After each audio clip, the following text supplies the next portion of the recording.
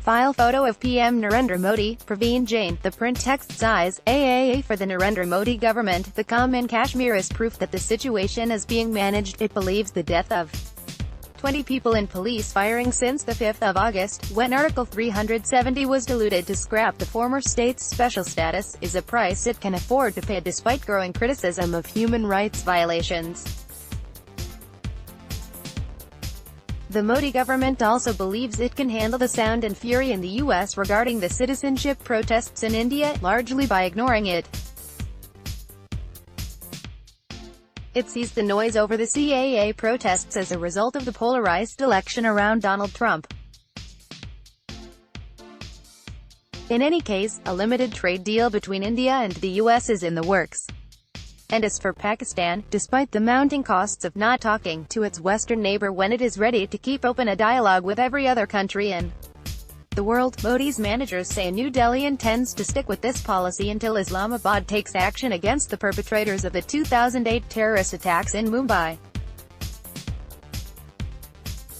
As India welcomes a new year, the foreign policy establishment is digging its heels into some recent challenges. 2019 can hardly be buried easily, but it can be managed.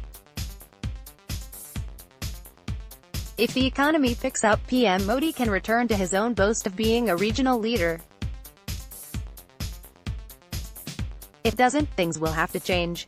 Also read, economy slows, protests grow, Modi has some hard decisions to take as 2019's biggest nightmare persists. Even if the pesky international media, from Al Jazeera to the New York Times to the Times of London, insists on publishing more bad news than good news about India, PM Modi's managers believe they can stave off the worst because the world is hardly in a position to point fingers at India.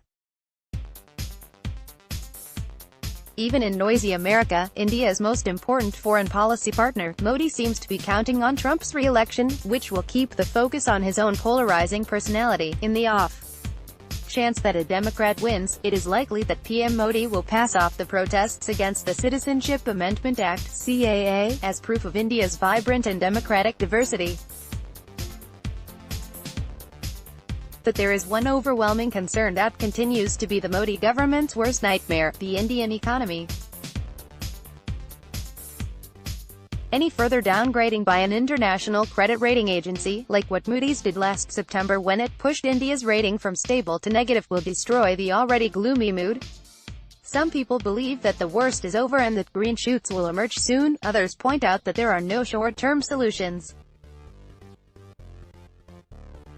Certainly, Finance Minister Nirmala Sitharaman's "How to Fix the Economy" teaser on New Year's Eve was a plea to the world to believe in the long-term idea of a prosperous India. It's not clear whether the world will bite.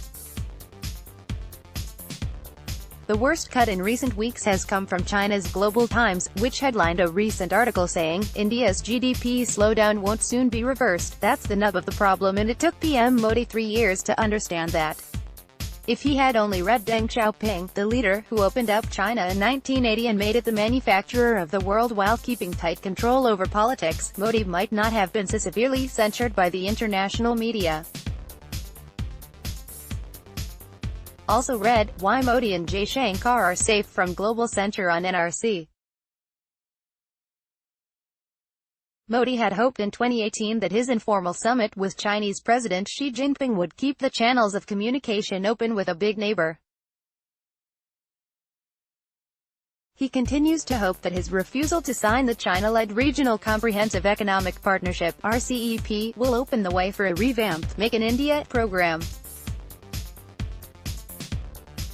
That's why 2020 is a make-or-break year for the Modi government.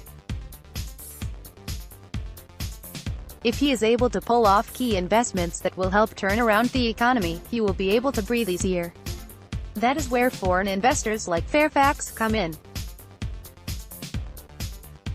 The realization that Piyush Goyal's Ministry of Commerce has to play much more cohesively with S. Jay Shankar's Ministry of External Affairs, especially in the pursuit of open trade policy, has also taken place. Trump's U.S. remains on top of the mind, which is why a limited trade deal is said to be in the works.